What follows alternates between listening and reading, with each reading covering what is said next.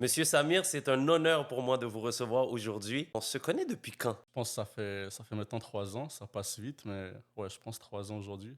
Est-ce que tu te souviens de la première fois où est-ce qu'on s'est rencontrés? Je m'en souviens comme si c'était hier, là, je me rappelle encore. Vas-y, raconte-nous ça. Donc, première fois, c'est-à-dire ma situation initiale, moi j'étais agent de sécurité à la base. Je travaillais plus ou moins 70-80 heures par semaine et j'avais un seul but, c'était d'investir en immobilier. Donc, tout seul, j'y arrivais pas. Donc, je me suis dit à partir de là, il fallait que je trouve quelqu'un qui avait déjà réalisé ce que je voulais faire afin de lui demander de l'aide et dans le fond qu'il soit mon mentor. Et j'étais arrivé comme à demander de l'aide à plusieurs mentors auparavant, mais j'avais jamais réellement connecté avec eux. Pourquoi? Parce que chaque fois que je contactais quelqu'un, on va dire les gros noms au Québec, c'était tout le temps des représentants ou des vendeurs qui étaient au bout du téléphone. Donc, ils n'avaient pas réellement l'intention de t'aider, mais juste de te vendre un produit sans réellement penser à toi. Mais avec toi, c'était différent. Premier appel, c'était Thierry qui était en face de moi. C'était un être humain. Et première question, c'était comment je pouvais t'aider. Donc, d'avance, je sentais vraiment que tu étais là pour m'aider. C'était ton but, tu n'étais pas motivé par autre chose. Et aussi, on s'est bien connecté, je pense. On avait des valeurs qui se rejoignaient. La connexion est super bien passée. Donc, c'est comme ça qu'on est arrivé à se rencontrer au tout départ. Nice. Puis comment est-ce que tu as entendu parler de moi puis que justement le premier contact s'est fait à dire Hey, je pense que ce gars-là, il pourrait m'aider? Bah, c'est à travers le contenu en ligne. Tu faisais beaucoup de vidéos sur Instagram à l'époque, donc c'est vraiment comme ça que j'ai entendu parler de toi au tout départ. OK. Fait que si je comprends bien, n'importe quel entrepreneur qui a une entreprise aujourd'hui devrait être sur les médias sociaux pour être en mesure d'aider des gens et de se faire connaître. Parce que comment est-ce que tu peux aider des gens qui ne te connaissent pas? 100%, t'as beau être la meilleure personne, la plus compétente dans ton domaine, si personne te connaît, si tu fais pas de contenu, les gens ne peuvent pas te connaître, donc c'est un peu dommage de s'en passer, je pense, en 2025. Puis c'est fou parce que on est toujours constamment sur nos téléphones pour la plupart. Mais combien d'entre vous utilisent ce téléphone-là pour créer plutôt que de consommer? Donc, je pense que Samir, ce que tu nous donnes déjà comme message, c'est si vous cherchez à apprendre, si vous cherchez un mentor, oui, on peut utiliser les réseaux sociaux pour se renseigner, aller chercher de l'information, mais je pense que c'est aussi comme entrepreneur important de l'utiliser pour se faire connaître et pouvoir aider des gens. Parce que sinon, tu peux avoir le meilleur produit au monde, puis si personne te connaît, ça te sert à quoi? Exactement. Hier, j'ai entendu quelqu'un qui m'a dit, le pire ennemi de l'entrepreneur, c'est quoi? C'est l'obscurité. Parce que si tu te fais pas voir, si tu n'es pas visible, si la lumière ne sort pas, comment tu vas aider les gens? Même si tu as le meilleur produit. Exactement. Donc, on va débuter un peu avec ton parcours pour que les gens qui ne te connaissent pas puissent apprendre à te connaître. Donc, qui est Samir? Puis parle-nous un peu de ton parcours, de ton enfance, d'où tu viens, puis qu'est-ce qui t'a amené à être qui tu es aujourd'hui? Ok, donc pour ceux qui ne me connaissent pas, moi c'est Samir, 24 ans, bientôt 25. Je suis investisseur immobilier. Aujourd'hui, j'ai un parc immobilier évalué à plus ou moins 5 millions de dollars. Mais derrière cet investisseur, Samir, c'est qui? C'est un jeune qui a grandi à Montréal-Nord, dans une famille très modeste, père infirmier, mère éducatrice à la petite enfance. J'ai jamais manqué de rien, on va dire. J'ai grandi comme la plupart des enfants au Québec. Donc je ne vais pas me plaindre, je ne vais pas m'inventer une vie. Je me rappelle encore comme si c'était hier, première fois où j'étais à l'université. Je sortais d'un cours avec mes amis et pendant qu'on était en train de marcher, il y a une Lamborghini qui passait à côté de nous. Moi, je suis pas un fan de voiture, mais je me suis retourné et là, j'ai vu qu'il y avait vraiment un jeune qui avait peut-être 4-5 ans de plus que moi, qui était dans une voiture à 500 000 dollars. Et à partir de là, j'ai commencé à réaliser quelque chose, c'est que on m'a tout le temps vendu le rêve d'aller à l'école, avoir un emploi, un bon diplôme et d'économiser. Mais même si j'économise 10-15 000 par année, ce qui est déjà énorme, il me faudrait 50 ans de ma vie juste pour avoir une voiture comme ça. Comme ça m'a fait réaliser quelque chose de fou. Et je me suis dit que, en fait, il y a sûrement un autre chemin, une autre voie dont on m'avait jamais parlé, qui me permettrait d'avoir une meilleure liberté de temps, une meilleure liberté financière. Donc j'ai cherché, j'ai trouvé l'immobilier. Donc à partir de ce jour, je me suis dit que chacune des actions que j'allais entamer serait dans le but de réaliser mon objectif via mon véhicule, qui serait l'investissement immobilier. Wow, Voilà. impressionnant. Donc, au moment où tu as vu cette Lambo-là, est-ce que tu t'es dit, ah, pourquoi lui? Puis tu as eu une approche de victime ou tu l'as regardé puis tu t'es inspiré? Puis tu t'es dit, ben si lui a réussi à le faire, ben peut-être que moi aussi, il y a une manière que je puisse y arriver. 100% moi, dans le fond, j'ai jamais eu cette mentalité de victime. Je me suis tout le temps dit que chaque être humain a deux bras, deux jambes. Donc, il a rien de plus que moi. Donc, si lui, il a réussi à le faire, c'est uniquement parce qu'il savait des choses que je ne savais pas. Donc, si je voulais moi aussi avoir cette chose-là, il fallait juste que j'aille chercher les bonnes informations, que je passe à l'action. Il fait sûrement des choses que moi, je ne fais pas. Donc, c'est pour ça qu'il a des résultats que je n'ai pas. Est-ce que tu dirais que dans ton enfance, il y a eu un élément que tu es capable d'identifier qui a vraiment shifté ta perception pour le futur? Je comprends qu'il y a eu la Lamborghini, mais allons un peu plus bas. Dans ton enfance, est-ce qu'il y a eu un événement ou quelque chose qui t'a forgé. 100% dans le fond. Moi, quand j'étais jeune, mon rêve, c'était de devenir footballeur professionnel. C'est-à-dire à l'école, quand la prof disait au primaire, vous voulez faire quoi plus tard, moi, c'était devenir footballeur professionnel. Donc de mes 10 ans jusqu'à mes 19 ans, ma vie était consacrée uniquement à réaliser cet objectif-là. J'ai eu de la chance, mon père m'a soutenu sur ce projet-là. Et ma vie se résumait uniquement à aller à l'école. Et le soir, quand je rentrais chez moi, c'était sur les terrains de foot. Qu'il pleuve, qu'il neige, qu'il fasse beau, pas beau, j'étais tout le temps là en train de m'entraîner, peu importe les conditions. Et ça pendant 9 ans. Pendant 9 ans, je m'entraînais 7 à 8 fois par semaine. Donc ça m'a donné, je pense, une très bonne discipline. Une discipline qui m'aide beaucoup aujourd'hui. Des choses que la plupart des gens n'ont pas parce qu'ils s'attendent à avoir des résultats rapides. Mais je pense que quand tu joues au basket ou bien au football, juste pour s'améliorer un tout petit peu, il faut s'entraîner pendant des mois et des mois. Donc ça m'a développé une grande discipline, je pense, et ça m'aide beaucoup aujourd'hui. C'est incroyable. Fait que dans le fond, si je comprends bien, ta discipline, tu l'as pas nécessairement appris à l'école Non, avec un bout de papier à apprendre par cœur. Tu l'as appris avec le sport. exactement. Puis l'impact du sport, tu as été capable de le transférer dans l'entrepreneuriat. Exact. Donc, un jeune qui est dans le sport, je crois que tu as un avantage énorme sur tous les autres. Et pas juste au niveau physique, au niveau mindset. Au niveau de, comme tu as expliqué, si je veux faire un sprint aux Olympiques, je dois travailler peut-être 10 ans pour courir 10 secondes. Exactement. Et je ne peux pas tricher sur le processus. Parce que si je triche le processus, arriver à la compétition, à la performance, au soccer, au basket, j'y arrive pas. Donc, il n'y a pas de résultat instantané. Il y a un processus. Et ce processus-là, il est peut-être simple, mais il n'est pas facile. Parce que quand il neige, quand il fait froid, tu étais à l'entraînement. Alors que c'est facile de dire, ah, aujourd'hui, tu sais, il fait froid, nanana. C'est facile de tomber derrière les excuses et de se cacher.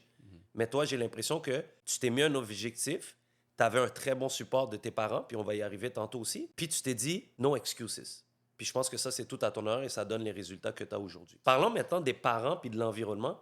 Je pense que c'est très important. Je pense qu'au-delà de ce qu'on fait, qui nous sommes, c'est nos valeurs. Quelles sont les valeurs que tes parents t'ont transmises puis qu'aujourd'hui tu dis wow, je suis vraiment grateful d'avoir reçu ça et c'est ça qui m'aide à être la personne que je suis aujourd'hui. Ok, je te dirais que mes parents m'ont transmis 3 valeurs principales. Première valeur, c'est celle du travail. Mes parents, depuis jeunes, je les ai jamais entendus se plaindre une seule fois. Qu'ils aient des problèmes ou pas, c'était tout le temps travail, travail, travail pour régler les problèmes justement et pour qu'on ait à manquer de rien. Moi et mes 2 petites sœurs, on n'a jamais manqué de rien justement parce qu'ils travaillaient super dur. Deuxième chose, c'est la famille. Malgré le fait qu'ils travaillaient beaucoup, ils ont comme tout le temps su garder un lien familial très fort, nous transmettre cette valeur-là à nous. Et finalement, c'est être une bonne personne. Mes parents m'ont dit que le plus important dans la vie, c'est de laisser un impact positif autour de nous. Donc pour ça, il fallait être une bonne personne. Donc je dirais que c'est les 3 principales valeurs qu'on m'a transmises depuis que je suis jeune. Wow. Puis ces valeurs-là, maintenant, quand tu les as reçues, puis que tu les as appliquées, est-ce que tu t'es rendu compte à quel point, quand tu appliquais ces valeurs-là, il y avait un retour positif pour toi? Puis si oui, y a-t-il un événement où tu as été confronté avec des valeurs peut-être différentes de ce que tes parents t'ont enseigné, mais tu es resté authentique, intègre avec ces valeurs-là pour lesquelles tu croyais qui étaient bonnes? Évidemment, par exemple, quand on parle d'immobilier, il y a forcément, on peut parler de partenariat aussi, il y a des gens qui veulent s'associer à toi. Et moi, j'ai tout le temps dit que lorsque la personne n'a pas les mêmes valeurs que toi, la même vision que toi, ça ferait des problèmes. Mhm. Par exemple, moi, ma valeur première, c'est la famille. Si mon partenaire vient avec une valeur qui est l'argent, on n'est pas compatible parce que demain, si quelqu'un de ma famille est malade et que je ne peux pas m'absenter pendant plusieurs jours, lui, il va pas forcément le comprendre de la même façon, il va être fâché et ça va faire des chicanes Mhm. dans le projet. Donc c'est pour ça que je pense que dans le partenariat, surtout en immobilier, c'est super important de connaître quelles sont ses valeurs et de travailler avec des gens qui partagent les mêmes valeurs ou bien des valeurs qui se correspondent. Nice. Je suis totalement d'accord avec toi. Je pense que les bases d'un partenariat, pour tous ceux qui veulent faire du partenariat en immobilier, vous devez débuter avec les valeurs parce qu'au fil du temps, ce qu'on va se rendre compte, c'est qu'il va toujours avoir de l'adversité. Mais comment est-ce qu'on réagit? Généralement, c'est basé sur nos valeurs fondamentales. Exactement. Donc, si pour toi, la famille, c'est la priorité, mais que pour ton partenaire, c'est l'argent, ben ça se peut qu'à un moment donné, justement, il y ait un clash, puis on veut éviter ça. Maintenant, on apprend toujours au fil du temps, on évolue, on grandit. C'est quoi la plus grande leçon que tu as appris dans ton enfance, puis qu'aujourd'hui tu dis, même si c'était pas ce que je voulais à ce moment-là, c'est un bagage qui était essentiel à ce que je suis aujourd'hui? Ok, la plus grande leçon que j'ai appris, je te dirais, dans mon enfance, c'est qu'il faut tout le temps suivre ses passions et arrêter d'écouter le bruit des gens extérieurs. Quand on a envie de faire différent, on va tout le temps on va tout le temps se confronter à nos parents, tout le temps à l'idée qu'on a reçue de la société qui était... la société a tout le temps mis des standards et dès que tu sors des standards, en fait, on pense que tu es en train d'aller sur un mauvais chemin. Donc moi, quand j'ai voulu faire différemment, investir en immobilier, j'ai été confronté à tout ça. D'un côté, tu avais mon prof qui me disait pour investir en immobilier, il fallait être millionnaire. D'un côté, mes parents pensaient que j'étais sorti d'un hôpital psychiatrique. Donc c'était difficile à dealer avec ces émotions-là. Et pendant un long moment, je les écoutais parce que je pensais que c'était moi qui étais fou dans l'histoire. Et au final, qu'est-ce que ça a fait? C'est juste de la frustration parce que je me levais chaque matin pour faire quelque chose que je n'aimais pas. Hmm. Donc à long terme, ça a créé de la frustration. Donc aujourd'hui, je pense que la plus grosse leçon que j'ai apprise, c'est vraiment de s'écouter soi-même et de suivre ce qu'on aime. Il y a un concept japonais que j'utilise souvent qui est Ikigai, la raison pour laquelle on se lève le matin. Un équilibre entre tes passions, tes talents. Donc, ce que tu es bon, ce que tu aimes, la valeur que tu apportes au monde, puis la qualité de vie que tu veux. Et souvent, dès un jeune âge, on te dit qu'est-ce qui est supposé te rendre heureux. C'est-à-dire d'avoir un bout de papier universitaire, d'avoir un emploi, une maison, une femme, un enfant, un chien. Mais je crois que lorsqu'on prend le temps de se développer à l'intérieur de soi, puis qu'on se pose les bonnes questions, c'est là qu'on va vers nos passions. Mais là, on est confronté à un système qui ne nous a pas enseigné à le faire. Donc là, il y a un clash entre les attentes de nos parents, surtout immigration, l'école, l'université, ingénieur, médecin, on connaît l'histoire, à nous qui est comme, mais attends là, elle est où ma passion derrière? Qu'est-ce qui me fait vibrer? C'est quoi que je veux vraiment laisser sur cette terre? Puis je dis souvent, la chose suivante, on va tous mourir un jour. Qu'est-ce qui va nous rester? Souvenirs et des relations. Donc, quand je vais être à mon dernier jour, est-ce que je veux me souvenir que j'avais eu 90 dans tel cours, puis que j'étais ingénieur, puis... Non, non. Dans le quotidien, c'est quoi les relations que j'avais, puis c'est quoi les souvenirs qui me restent. Donc, je pense qu'en ayant choisi tes passions, malgré que les autres peut-être n'étaient pas en accord, aujourd'hui, je pense que tu en es fier. Je suis très fier de ça et je suis heureux, chose que je n'étais pas avant. Donc C'est ça a vraiment été inspirant. ça a été la meilleure des décisions. Quelle est l'habitude que tu as intégrée avec discipline qui t'a permis d'être la personne que tu es? L'habitude que j'ai intégrée avec discipline, c'est, comme je dit tout à l'heure, c'est le sport. Moi, je pense que, comme tu as dit, quand on fait du sport, c'est un atout incroyable pour se préparer dans la vie réelle. Donc, le fait de me lever chaque matin et aller au sport, c'est la meilleure chose que je fais au quotidien. Je pense que ça me développe une discipline. Ça me permet d'avoir l'esprit plus clair, on va dire. Et surtout, je commence la journée avec beaucoup d'énergie. Donc, c'est vraiment le sport, on va dire. Nice. Puis, pour terminer le parcours de Samir, de son enfance à aujourd'hui, quelle serait ta définition du succès? Je t'explique ce qui m'arrive récemment, c'est que j'ai comme l'impression que le succès est rendu biaisé. Avec médias sociaux, comparaison, on a comme une image du succès, de qu'est-ce que ça doit être, mais dans le fond, qu'est-ce que c'est réellement? J'aimerais voir ta perception par rapport à ça. Alors moi, quand j'ai commencé à 20-21 ans, je pensais que le succès, ça se mesurait uniquement au nombre d'argent que tu avais dans ton compte en banque. Après, tu prends de l'âge, tu deviens plus mature et tu comprends que finalement, le plus important, c'est juste d'être heureux, de se lever le matin en étant heureux dans ce qu'on fait et d'avoir un impact positif sur les gens. Donc je pense que c'est vraiment la définition du succès, c'est juste d'être heureux en fait. Wow. Et c'est plus important que le nombre d'argent que tu as dans ton compte en banque parce que, comme tu as dit, un jour, on va tous mourir et tu vas pas emporter des immeubles, tu vas pas emporter des dollars avec toi, que des souvenirs peut-être et l'impact que tu auras laissé sur les gens. Nice.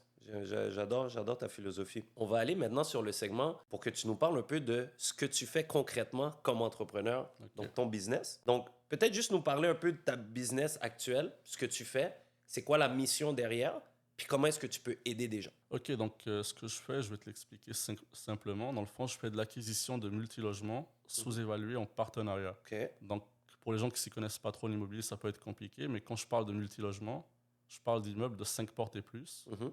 Et pourquoi 5 portes et plus? Parce que leur valeur est basée sur les revenus plutôt que les comparables vendus. Dans le résidentiel, les immeubles sont vus par les banques selon les comparables vendus. Donc, si ton immeuble fait 2 fois plus de revenus qu'un autre, si l'autre dans ton quartier s'est vendu à 900 000, aux yeux de la banque, ça vaut 900 000 et pas plus. Par contre, dans le multilogement, c'est une autre histoire. Si ton immeuble fait 100 000 et l'autre 50 000, bah, ton immeuble vaut beaucoup plus cher que l'autre, c'est normal. Wow. Donc, Donc, je veux juste être sûr que tout le monde ait bien compris. Donc, pourquoi est-ce que tu te concentres sur le multilogement? C'est parce que la valeur de l'immeuble est basée sur les revenus et les dépenses. Alors que dans le 4 logements et moins, la valeur de l'immeuble est basée sur les comparables. Donc, une fois que tu as compris ce concept-là, tu es capable de créer de la valeur dans le multilogement beaucoup plus que dans le résidentiel. C'est bien ça? exactement, c'est 100% ça. Et deuxième chose, pourquoi je dis sous-évaluer, c'est que pour créer de la valeur, il faut apporter de la valeur. Et comment tu apportes de la valeur? Il faut que tu aies un immeuble qui n'a pas été entretenu, abandonné par l'ancien propriétaire, on va dire. Et toi, tu vas venir justement optimiser certaines choses, tu vas augmenter les revenus diminue les dépenses. Et comment ça se fait? C'est en offrant une meilleure qualité de vie au locataire. Tu lui offres un logement plus propre qu'il avait avant. Tu lui offres des services qu'il n'avait pas auparavant. Chaque fois qu'un locataire m'appelle, en 24 heures, son problème est réglé parce que j'ai mis des systèmes en place qui font que mon locataire, qui est mon client, a un bon service et qu'il se sente confortable chez lui. Donc là, il est capable de me payer beaucoup plus cher qu'il le faisait avant. Et maintenant qu'il me paye plus cher, mon entreprise vaut beaucoup plus cher. Donc c'est pour ça que je dis sous-évalué. Et maintenant, pourquoi je parle de partenariat? Dans le multilogement, les fonds, on va dire, sont beaucoup plus importants que dans le résidentiel. Les immeubles sont plus gros, les travaux à faire sont plus importants. Donc, grosso modo, il y a plus de fonds à injecter. Et tout seul, malheureusement, certes, on peut avancer. Si je me lance tout seul, je peux acheter quoi? Un immeuble durant toute ma vie. Mais en groupe, on peut acheter 3, 4 immeubles. Enfin, ça n'a pas de limite. Quand tu es en partenariat, il n'y a pas de limite à ce que tu peux faire. À plusieurs, on va beaucoup plus vite que seul. Donc, c'est pour ça que j'ai dit que je fais de l'acquisition de multilogements sous-évalués, sous forme de partenariat. Wow, impressionnant. Puis, le concept de justement réussir seul. Si on parlait tantôt de c'est quoi notre perception de la réussite, je pense qu'il y a aussi un autre concept où peut-être dans nos communautés, c'est quand même fort. On a un certain ego à dire que je l'ai fait tout seul. C'est à moi à 100%. Pourtant, là, ce que j'entends de toi, Samir, c'est tu es ouvert à partager la tarte. Il y a tellement d'abondance. Pourquoi ne pas partager et se compléter? Donc, je pense que tu as réalisé que justement, avec tes 2 poches, tu étais capable d'avancer, mais avec plusieurs poches, avec une belle mission, vision des valeurs, on peut aller beaucoup plus loin. Et je vois beaucoup d'investisseurs qui débutent et qui sont stuck tout seuls avec leurs défis et qui ne veulent pas ou qui ne sont pas prêts à passer leurs barrières, leurs blocages, de dire, hey, exemple, il me manque de mise de fonds, il me manque un partenaire pour qualifier mon prêt, il me manque un partenaire pour trouver le deal, il me manque un partenaire pour les travaux. Ils essaient de tout faire tout seul. Et plus le temps passe, ils se rendent compte qu'ils ne sont pas capables, ils ont peur, ils ne sont pas confortables. Donc, ils tombent dans l'inaction. Fait qu'il y a un gros coût à faire des erreurs. Je suis sûr que tu en as fait, puis on va en parler tantôt, mais je pense qu'on oublie le coût de l'inaction. C'est quoi le coût de ne rien faire? Puis je pense qu'avec ce que tu fais aujourd'hui, ça montre que dès un jeune âge, c'est possible de traverser cet égo-là et de dire, tu sais quoi? J'ai pas la solution à tout, mais par contre, je peux apporter de la valeur et si tu es prêt à travailler avec moi, ben, on peut avancer ensemble. Et je pense que c'est ce qui a fait ta recette actuellement. Donc, maintenant, c'est quoi les problèmes concrètement que ton entreprise résout pour ses partenaires, pour les gens qui travaillent avec toi? Quelle est la valeur que tu apportes à tes partenaires? Dans le fond, les partenaires, donc les gens qui investissent avec moi, c'est assez simple. Ils injectent des fonds sur un projet et d'un côté, ils contribuent énormément à la société parce que quand tu investis en immobilier, tu fais grandement rouler l'économie, tu travailles avec des entrepreneurs généraux, avec des notaires, des avocats, tu payes des taxes municipales, des taxes scolaires, donc tu contribues aux écoles.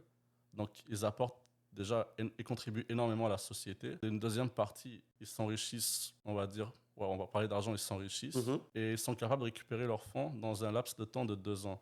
Donc, c'est-à-dire qu'ils viennent investir avec moi, ils ont des parts d'une entreprise et en plus, ils récupèrent leur argent en moins de 2 ans. Et à côté de ça, ils ont contribué énormément à la société, donc ils apportent énormément de valeur. Donc, ça se résume à ça, on va dire. Donc, si je comprends bien, ce que tu offres d'irrésistible à tes partenaires, c'est un retour infini. Exact. Tu mets ton argent dans un projet, on crée de la valeur, on refinance, on récupère nos fonds et on détient un immeuble qui se paye à long terme. Donc, ton offre irrésistible pour tes partenaires, c'est vraiment un retour infini si on parle du volet financier. Exactement. Puis, il y a un impact, bien sûr, social sur les logements qui, d'ailleurs, au Québec, à Montréal, au Canada, on a des immeubles usagés qui ne sont pas entretenus. Notre parc immobilier est vieillissant. Donc, ça prend des investissements, ça prend des sous pour justement offrir des meilleurs logements à nos locataires. Les immeubles prennent plus de valeur, donc les taxes augmentent.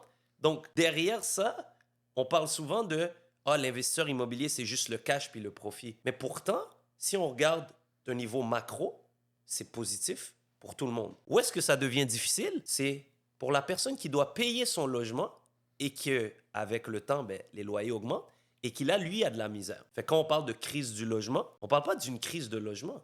On parle d'une crise de logement abordable. C'est là le défi. Parce que moi, investisseur, une fois que j'ai mis 30 000 dans mon logement, il faut que je le loue au prix du marché. Parce que je ne peux pas économiser, travailler la sueur de mon front, payer mon impôt, mes taxes, mettre ma mise de fonds dans un immeuble qui est cash flow négatif puis que je dois remettre de l'argent. Donc, c'est normal d'avoir un rendement sur son argent comme investisseur, mais je pense que le discours doit changer dans le sens où on apporte énormément de valeur à la société et le locataire qui, lui, n'est pas capable de payer un logement à 700, 800, 900, 1000 $ en date d'aujourd'hui, je pense que lui aussi a une introspection à faire. Comment ça se fait que je suis pas capable d'apporter de la valeur pour suivre le marché? Et à partir de là, bon, on peut parler d'incitatifs gouvernementaux qu'on pourrait avoir et de d'autres choses, mais je pense que notre travail d'investisseur immobilier, effectivement, apporte énormément de valeur. Samir, il y a plein d'investisseurs immobiliers. Il y en a plein qui veulent faire des partenariats. Qu'est-ce qui, toi, te distingue par rapport aux autres? Pourquoi moi, investisseur qui cherche un partenaire, pourquoi je travaillerais avec Samir? Pourquoi tu travaillerais avec Samir? Là, tu travaillerais avec moi si tu as la même vision que moi, les mêmes valeurs que moi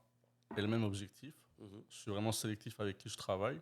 Moi, j'ai 24 ans. Ma vision, c'est de détenir des immeubles à long terme. Donc, toi, si tu viens, tu commences à me parler de flip, on ne pourra pas travailler ensemble. Deuxièmement, les valeurs doivent correspondre, comme je dis précédemment. C'est super important que nos valeurs correspondent et on doit s'enligner vers le même chemin. Donc, si tout ce que je viens de citer n'est pas aligné avec toi, je ne pourrai pas travailler avec toi, malheureusement. Et ce que j'offre, comme j'ai dit précédemment, tu injectes des fonds sur un projet, tu récupères tes fonds 2 ans après, on achète d'autres immeubles. Et je pense qu'il n'y a personne qui peut t'offrir ça. Il n'y a personne qui te dit tu mets ton argent sur un investissement et je te les redonne dans 2 ans. Je pense que personne ne fait ça et ce que j'offre, je pense, c'est très compétitif. Puis, mettons, si je regarde ton entreprise et ce que tu fais, où est-ce que tu le vois? Où est-ce que tu vois cette entreprise-là? Est-ce que tu fais dans 5 ans, dans les prochaines années? Comment est-ce que tu vois le futur? Donc, comment je le vois? Je pense, dans un premier temps, continuer ce que je fais déjà. Je le fais bien, donc pourquoi s'arrêter? Donc, je pense continuer sur ce chemin-là. Et à côté, avec le temps, j'ai acquis une certaine expertise. J'ai de l'expérience, une expertise, donc un savoir-faire. Et je pense être en mesure de partager ce que j'ai appris avec le temps vers d'autres personnes pour eux aussi les aider à réaliser leur objectif. Donc, c'est vers là que j'essaie de m'enligner, c'est de continuer mon activité dans un premier temps Mhm. et à côté d'essayer d'aider le maximum de personnes à faire de même. Nice. Très inspirant. On va tomber dans le segment payer ou collecter. Le choix d'une vie. Alors, j'ai pas encore débuté l'écriture de mon livre, mais je crois sincèrement que payer ou collecter, c'est vraiment le choix de toute une vie. Lorsque moi je suis né, j'ai vu ma mère monoparentale qui travaillait de 4 heures à minuit, minuit à 8. Je l'ai vu payer un loyer. Donc, parce que j'ai vu ça dès un jeune âge, je me suis dit que la vie, c'était ça. C'était de payer. Alors que la réalité, c'est qu'il y a l'option de collecter. C'est juste qu'on ne me l'a pas montré, on ne me l'a pas appris. Si je reviens à ton parcours, à toi, si je te dis payer ou collecter, qu'est-ce que ça te dit? Ça me dit quoi? Ça me dit qu'on est dans une société capitaliste et qu'on a que deux choix, payer ou collecter. Tu habites à Montréal, tu vas aller à Terrebonne, il faut que tu payes le péage. Donc la base de notre société, c'est l'argent. Donc ça me dit une chose, dans la vie, tu as deux choix, soit tu payes ou soit on te paye. Donc voilà, c'est ça que ça me dit. Puis le capitalisme, il est basé sur quoi? Sur le libre choix. Donc les dollars vont où il y a de la valeur. Donc nécessairement, si tu collectes et que les gens te payent, c'est parce que tu leur apportes de la valeur. Exactement. C'est pas parce que tu es un voleur, c'est pas parce que tu es méchant, c'est parce que tu apportes de la valeur. Et plus tu apportes de la valeur, et généralement, plus tu vas être payé. Donc, étant donné que tu as compris que collecter était important, puis que tu t'es lancé en immobilier, j'aimerais que tu me parles de ta situation avant de commencer. Donc, le Samir, juste avant de faire sa première acquisition, à quoi il pensait, qu'est-ce qui était son mindset, puis quels étaient ses défis et ses blocages. Ok, donc le Samir, avant de commencer l'immobilier, il était salarié comme agent de sécurité. Je travaillais à 20 dollars de l'heure, 80 heures par semaine. Ce que je faisais à ce moment-là, c'est je faisais juste me former, écouter un maximum de formations, de vidéos sur YouTube, lire des livres. Chaque fois que j'étais au travail, j'avais tout le temps un petit écouteur et je regardais un maximum de vidéos. Et voilà, avec le temps, j'avais emmagasiné un maximum d'informations, mais le problème, c'est que je ne savais pas comment les appliquer dans la situation réelle. Donc à ce moment-là, c'est là où je me suis dit en fait que si je voulais concrétiser cette idée-là, je devais trouver quelqu'un qui pourrait m'aider à enligner tout ça. Moi, je voulais acheter mon premier immeuble, il fallait que je trouve quelqu'un qui en avait plusieurs pour qu'il m'aide à déterminer un plan qui soit détaillé, structuré, mesurable et atteignable dans le temps. J'avais trouvé cette personne, et on a réussi à faire un plan et voilà comment ça a commencé. OK. Donc, si je résume, ta situation initiale, c'est tu travailles pour l'argent. Et, entre guillemets, un esclave moderne. Excuse-moi là, mais à 80 heures semaine, sur 168, c'est plus de 50% de tes heures que tu échanges ton temps pour de l'argent. Donc, pour moi, c'est ce qu'on appelle l'esclavage moderne. C'est-à-dire que tout notre temps est basé sur aller générer de l'argent. Donc, est-ce que c'est vivre, survivre? On peut en parler longtemps, mais c'est un concept. Donc, tu es passé de là à dire parfait. Là, maintenant que je veux que l'argent travaille pour moi, je veux commencer à collecter. Je regarde la forêt, j'ai pas de clarté. Je vois pas comment défricher le chemin puis me rendre où je veux aller. Donc, ce que je vais faire, je vais prendre un shortcut. Je vais aller sur la traque de quelqu'un qui l'a déjà fait. Je vais apprendre de lui, puis je vais suivre le chemin. Et c'est ce qui t'a permis, je pense, de démarrer. 100%. Beaucoup d'investisseurs qui débutent, le défi, Samir, c'est quoi? c'est ce manque de clarté-là. Ils veulent investir, ils savent qu'il faut collecter, mais ils ne savent pas par où commencer. Ils entendent beaucoup de choses parce qu'en 2025, c'est pas de l'information qui manque, il y en a plein. Mais sometimes, more is less, dans le sens où tu en as tellement que là, tu sais plus par où commencer. Et là, aujourd'hui, tu veux du multilogement. Après ça, tu entends que le flip te permet d'avoir une mise de fonds plus rapide. Puis là, demain matin, tu entends que tu peux flipper des PA. Puis après, tu as un gars qui a splitté des terrains, qui a vendu des terrains. Et là, à la fin, tu es juste dans un bruit. Ah, puis tu as ton oncle qui te parle du chalet locatif. Fait que là, tu es juste brouillé. Donc, le fait de travailler avec quelqu'un, d'avoir un mentor, vient t'amener une clarté. Parce que moi, comme tu le sais, quand on travaille ensemble, la première chose que je demande, c'est OK, c'est quoi l'objectif? C'est quoi l'objectif qui est spécifique, mesurable, atteignable dans le temps, réaliste, sur lequel je peux te guider pour qu'on structure un plan et des actions alignées avec cet objectif-là. Parce que si on n'a pas ça, c'est trop facile d'être distrait. Et lorsque mon client essaye d'être distrait ou je vois que justement ça commence à être moins clair, on ramène l'objectif. Pourquoi on le fait? C'était quoi? Puis on peut revenir sur notre chantier. Je pense que ça, c'est un des gros défis d'un investisseur qui débute. Qu'est-ce qui t'a donné le déclic pour passer à l'action? Qu'est-ce qui t'a donné le « OK, let's go, j'y vais ». Let's go, j'y vais, je pense que c'était un désir avant tout d'accomplir de grandes choses.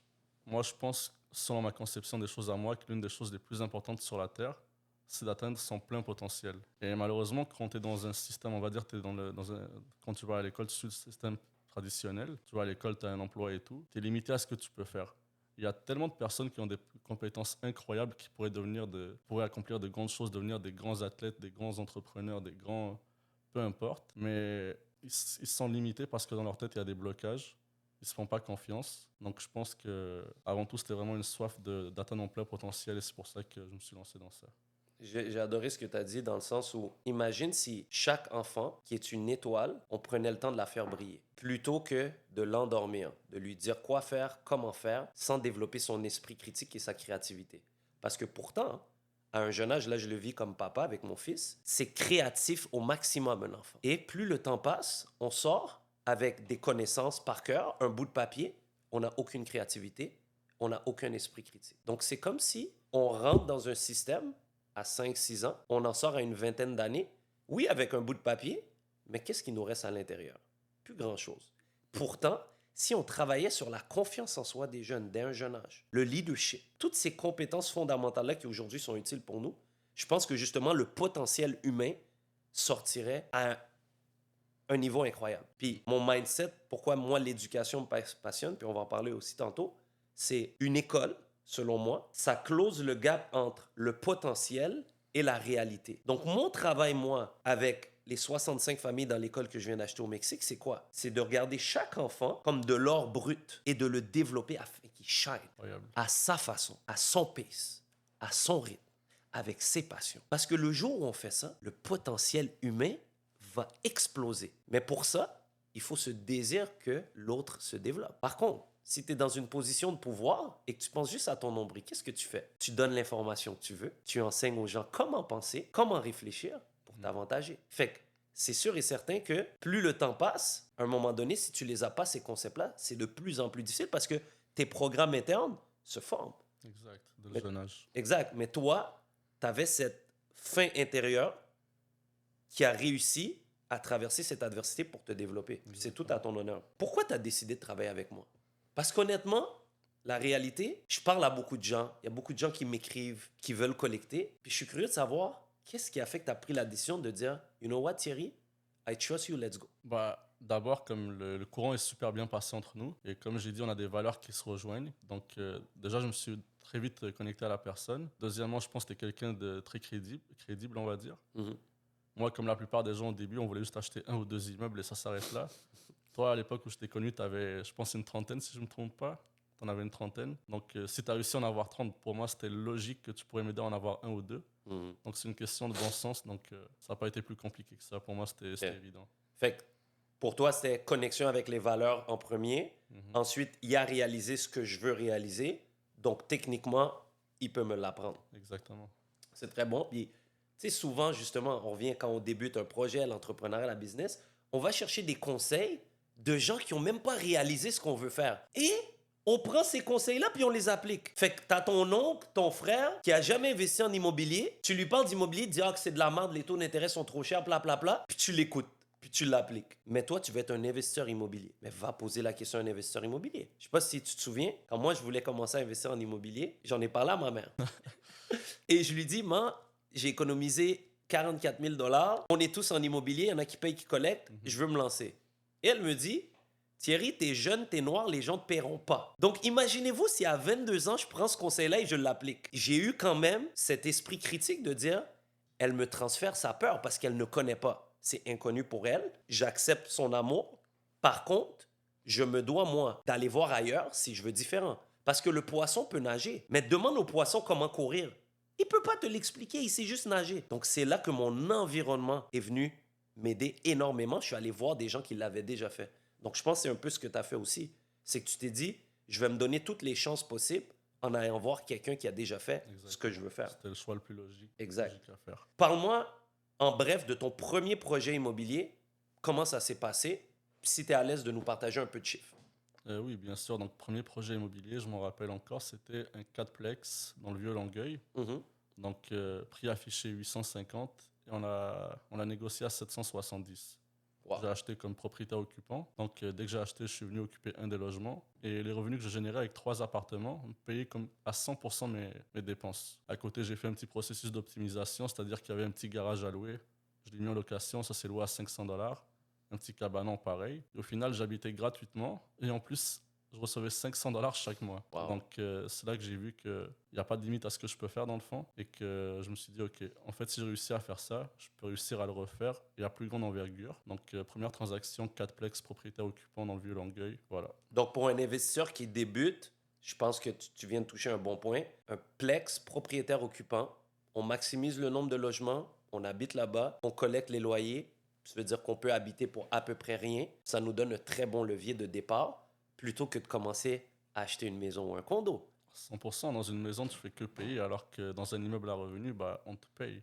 Pourtant, on nous a vendu que d'être heureux, c'était d'avoir une maison ou un condo. Exact. Mais à quoi ça sert d'avoir une maison pour dormir chaque soir sous le stress de payer son hypothèque, ses taxes municipales, ses assurances? Ça sert à rien. Je préfère être tranquille dans mon immeuble et voilà, je dors tranquillement le soir. Ouais. Il y a aussi la conception, je pense, Samir, pour les gens, surtout en immobilier, de confort. Dans le sens où j'entends beaucoup de gens qui me disent, ouais, mais moi, je veux pas vivre avec des locataires. Ouais, mais moi, je veux ma cour pour moi tout seul. Ouais, mais moi. À quel prix? Donc c'est ça, à un moment, il faut juste être rationnel et peser le pour et le contre.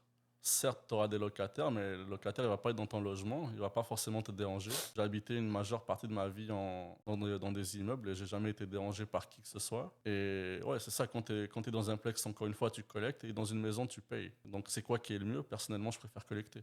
Exact. Puis, je pense que si tout le monde comprenait ce concept-là, puis tu peux l'avoir, ta maison, c'est correct. Mais de débuter, selon moi, surtout pour un jeune, propriétaire occupant dans un plex, puis que ce soit quatreplex, triplex, duplex, bachelor, whatever, you can make it happen, make it happen.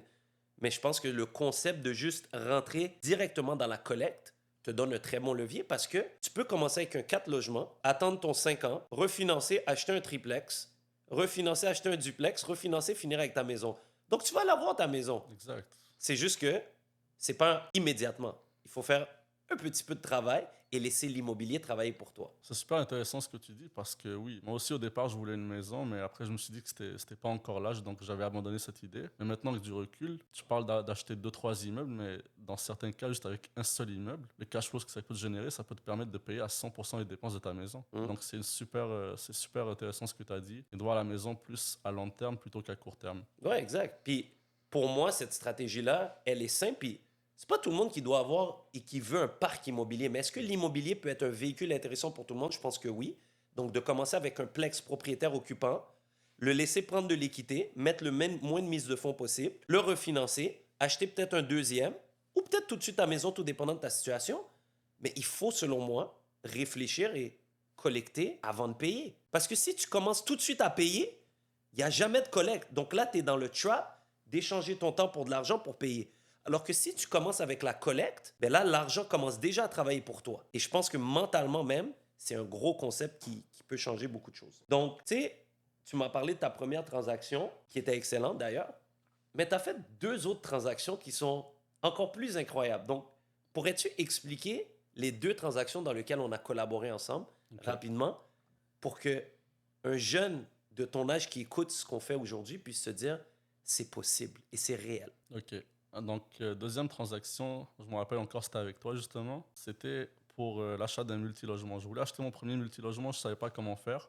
Je pensais pas que j'en étais capable. Mais toi, tu m'as dit, Samir, tu es capable, tu vas y arriver. Donc, je t'ai fait confiance. Donc, j'ai commencé à chercher des multilogements. Je me rappelle encore, c'était le mois de novembre 2023. Il y avait un 8 logements qui était affiché sur Centris à 1 400 000. Dès qu'il est sorti, j'appelle le courtier. Je lui sors des comparables vendus. Je lui dis, écoute, ton immeuble affiché à 1 400 000. Je pense il vaut un peu plus cher que ce que ça vaut. Parce qu'à côté, il y en a qui se sont vendus à 1 350 000. Donc, je fais une offre 50 000 en bas du prix demandé, accepté. Le lendemain, il y a une visite. Et pendant la visite, je vois que le propriétaire de l'immeuble est là. Donc, à ce moment-là, j'ai vu une opportunité. Je me suis dit, OK, certes, je vais visiter l'immeuble pour voir l'état du logement, des logements. Mais à côté, je vais essayer de créer un lien avec le vendeur afin de parler un maximum avec lui. Et en ayant parlé longtemps avec lui, il m'a dit un tas de petites choses. Il m'a fait comprendre que lui, dans le fond, il voulait se débarrasser de son immeuble parce qu'à côté, il a un projet où il compte construire 24 logements. Donc, il avait besoin de fonds rapides. Donc, dès que j'ai compris ça, j'ai vu une opportunité. Je me suis dit, OK, donc là, lui, son objectif, c'est de vendre rapidement et d'avoir des fonds rapides. Je suis rentré chez moi, je t'avais appelé, je t'ai expliqué la situation. Et je me rappelle, on avait fait une petite recherche ensemble pour voir c'était quoi le montant d'hypothèque qui lui restait sur son immeuble. Et il lui restait absolument rien après la recherche, comme il avait tout payé déjà. Donc on s'est dit, OK, là, on peut faire une offre agressive. On a fait une offre à 1,1 million. Donc là, on parle de 350 000, en bas de ce que ça vaut. 250 000, pardon. Moi, je pensais pas que ça allait passer. J'étais comme c'est impossible que ça passe. Toi, tu m'as dit, tente ta chance. On envoie l'offre et une journée après, ça a été accepté. Donc déjà, de départ, on a réussi à closer un deal 250 000 en bas du marché. Avec mon salaire d'agent de sécurité, ça m'aurait pris comme toute une vie à ramasser 250 000. Là, j'ai pu le faire en 3 4 mois de recherche. Après, c'est pas fini. Là, j'ai acheté l'immeuble. Il est venu le temps de faire l'optimisation. On a fait l'optimisation à travers voilà, négocier des contrats. Donc, on a baissé les contrats d'assurance. On est parti offrir des services à des locataires. On leur a amélioré leur cadre de vie dans les logements. Un an après, on a quasiment réussi à doubler les revenus. Donc là, mon immeuble que j'ai acheté à 1 100 000, on l'a fait réévaluer et ça a été évalué à 2 400 000. Donc, quand on fait un petit calcul simple, j'ai réussi à créer plus ou moins 1 million de valeur en même pas une année. Wow. Donc moi, Samir, 24 ans à ce moment-là, j'avais réussi à faire 1 million en même pas un an. Donc après, je pense que c'est là que j'ai eu le déclic et j'ai eu envie de continuer à faire plein d'acquisitions comme ça. Ouais, puis c'est intéressant, puis encore félicitations. Qu'est-ce que j'aime dans l'histoire, c'est que je me souviens à tes débuts, c'était ça, c'est que tu avais un blocage mental où est-ce que tu n'étais pas capable de voir ton identité capable de faire des moves comme ça. Puis je pense que je t'ai amené à prendre confiance en toi, à justement comprendre que, regarde, it's gonna be fine, let's stick to the plan, ce que tu as fait, avec discipline d'ailleurs, qui t'a amené ces résultats-là. Donc, créer 1 million de valeur en un an dans un multilogement, négocier de 250 000 un prix affiché, c'est tous des concepts que tu as dû apprendre. Exact. Le prix affiché ne veut rien dire. Combien de fois je le répète à mes clients? Le prix que vous voyez sur Centris, ça veut rien dire. Le prix ne veut rien dire. Des fois, c'est les conditions. Comme dans ton cas, le vendeur, c'est quand est-ce que tu peux closer. C'est pas juste le prix, c'est la date de closing. Aller chercher de l'information. Combien il doit sur son hypothèque? Donc, c'est tous des choses que on n'apprend pas à l'école. Tu les as appris parce que tu as choisi de travailler avec moi. Exact. Tu as choisi un mentor qui te les a enseignés, mais ce sont tous des concepts que je crois qu'on devrait apprendre pour nous permettre de faire des belles transactions 100%. comme ça. Puis, termine avec ta dernière transaction qui est tout aussi incroyable. Ok, dernière transaction. Dans le fond, je commençais un peu à élargir un peu mes zones de prospection. Donc là, j'ai commencé à faire du hors-marché il n'y a pas très longtemps. J'ai mis un système en place où je commence à recevoir régulièrement des deals et des deals. Donc, on m'envoie un 6 logements, encore une fois à Terrebonne. J'ai l'impression que j'ai beaucoup de chance dans cette ville-là. Donc, je m'en vais directement négocier avec la vendeuse. Pas de courtier entre les deux. Donc là, je peux vraiment négocier un bon prix qui soit gagnant pour elle et gagnant pour moi. On s'entend sur 1 million. Et voilà, donc on commence les processus de financement. Je peux amener l'évaluateur. L'évaluateur l'évalue à 1 million 200. Ok, très bien. Donc j'ai réussi encore à faire 200 000 à l'achat. Mais c'est pas fini. Pendant le processus d'optimisation, il y a 2 locataires qui se sont partis. Dans le fond, la madame m'a appelé pour me dire que, enfin, la vendeuse m'a appelé pour me dire qu'il y a 2 locataires qui ont réussi à avoir des places dans des logements subventionnés, donc à l'OMH. Ouais. Donc ça fait que des 2 locataires qui payent 600 dollars par mois sont sortis. Et là, j'ai 2 5,5 vacants. C'est-à-dire, ok, mais si maintenant on met les 5,5 au prix du marché, je fais quoi? 15 000 dollars de plus par année? 15 000 dollars de plus par année, ça augmente la valeur de ton immeuble de combien? De 150 000, quelque chose comme ça. Donc là, je me retrouve encore à avoir acheté un immeuble 350 000 à l'achat. C'est vraiment incroyable et on va notarier bientôt, d'ici 1 ou 2 semaines. Et après, on va commencer un processus d'optimisation comme on a fait pour le premier achat, pour le deuxième, ainsi de suite. Wow, c'est vraiment impressionnant. Donc, Ouais. pour tous ceux et celles qui disent qu'il n'y a pas de deal en immobilier en 2025, guys, Samir vient de vous prouver avec 2 transactions que tout est possible, Exact. même en 2025, que ce soit sur le marché ou hors marché. Écoute, merci pour ton partage. Si tu devais résumer ton expérience avec Thierry Collecte en une phrase, qu'est-ce que tu dirais? En une phrase, c'est compliqué parce qu'il y a beaucoup de choses à dire, mais En quelques mots. Mettons, quelques vas-y mots, comme ça. je dirais que je suis devenu une meilleure personne sur 5 aspects: émotionnel, relationnel, spirituel, financièrement et question d'éducation aussi. Donc, je me suis amélioré Mindset. en tant que personne. Je pense que je preach beaucoup ces 5 piliers-là. Mhm. Et souvent, les gens m'approchent pour le volet financier, mais ils se rendent compte que je travaille les 5 aspects Exact. avec eux. Qu'est-ce que Thierry Collecte t'a permis de faire que tu n'aurais pas réalisé seul? Bah, c'est de devenir la personne que je suis aujourd'hui, tout simplement. Je pense que avoir réalisé ce que j'ai réalisé aujourd'hui à 24 ans, si je me serais lancé tout seul, je pense en toute une vie, je ne l'aurais pas fait. Donc, c'est vraiment un gain de temps, de nouvelles relations, de nouvelles personnes que j'ai rencontrées grâce à toi, on va dire. Et un nouveau mindset, un mindset que je n'avais pas avant. Donc, toutes ces choses-là, on va dire. Puis, pourquoi est-ce que tu recommanderais Thierry Collecte à quelqu'un qui veut collecter, qui veut se lancer, qui ne sait pas par où commencer? Parce que Thierry Collecte réussit à collecter, donc c'est sûr qu'il peut t'aider. Il a aidé plusieurs autres personnes, donc pourquoi il t'aiderait pas toi? Nice. Qu'est-ce que l'immobilier a changé dans ta vie? Beaucoup de choses. Ce que ça a changé, c'est que tout d'abord, je suis fier de moi. J'ai réussi à accomplir des choses que auparavant je n'avais pas. J'ai une liberté de temps que je n'avais pas avant, une meilleure liberté financière. Et surtout, je pense que l'un des trucs qui m'a le plus marqué, c'est que j'ai pu comme offrir une retraite à ma mère. Dans le fond, elle voulait pas travailler jusqu'à 65 ans, je pense comme tout le monde. Là, elle en a 47 aujourd'hui. Et ce que j'ai fait, c'est que mon premier immeuble, tout l'argent que je reçois chaque mois, je lui verse chaque premier du mois. Wow. Donc demain, si elle veut, elle peut prendre sa retraite et je pense qu'il n'y a pas mieux que ça. Wow, c'est vraiment inspirant. Parce que souvent, jeunes, nos parents ont fait tellement de sacrifices, ils ont immigré, ils ont tout laissé derrière pour nous. On a tous ce côté-là où est-ce qu'on veut leur redonner, puis toi, tu as réussi à le faire avec un immeuble. Exact. Si quelqu'un t'écoute aujourd'hui, puis il hésite à passer à l'action, tu lui dis quoi? Il est jeune, il vient d'avoir un emploi, où il n'y a pas de job, où son crédit, puis il y a des défis. Tu lui dis quoi? Souvent, moi, ce que je me suis dit au début, c'est que je suis agent de sécurité, je gagne 20 dollars de l'heure. Qu'est-ce qui peut m'arriver de pire que ça? Certes, je peux perdre ma santé, mais je parle côté professionnel. Il peut rien t'arriver de pire que ça. Tu peux te lancer dans n'importe quel projet.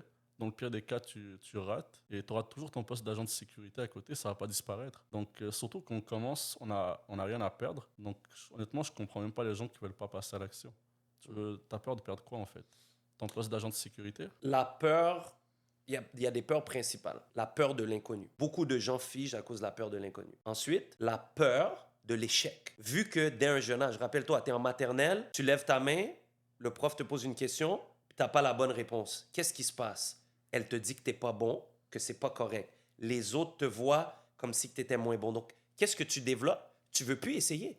Tu préfères rien dire, pas poser de questions, parce que tu as peur de l'erreur, tu as peur de l'échec, tu as peur de ne pas être assez. Donc, je pense que c'est ces peurs-là qui viennent de notre système d'éducation qui font en sorte que les gens ne se lancent pas, Samir. Ok. Et je pense que avec un échange comme on vient d'avoir, avec des gars comme toi, le fait de pouvoir s'identifier et de dire si Samir l'a fait, je suis capable de le faire, je pense que c'est comme ça qu'on impacte. Puis dans mon cas à moi, le fait d'avoir acheté une école, comment que je le vois, c'est un effet multiplicateur. Chaque enfant que je vais impacter, donner confiance, va pouvoir le faire par la suite. Ses parents vont pouvoir le faire et c'est comme ça qu'on va faire ce changement-là. Donc Samir, un grand merci de t'être déplacé. Merci à Ton toi. parcours est inspirant. J'espère que mon fils pourra apprendre de toi parce que à l'âge que tu as, ce que tu as réalisé, c'est vraiment impressionnant et c'est tout à ton honneur. Merci Thierry, c'est toujours un plaisir de partager mon temps avec toi. Donc merci beaucoup pour l'invitation. Ça m'a fait vraiment plaisir de venir aujourd'hui. Payer ou collecter, le choix d'une vie. Job.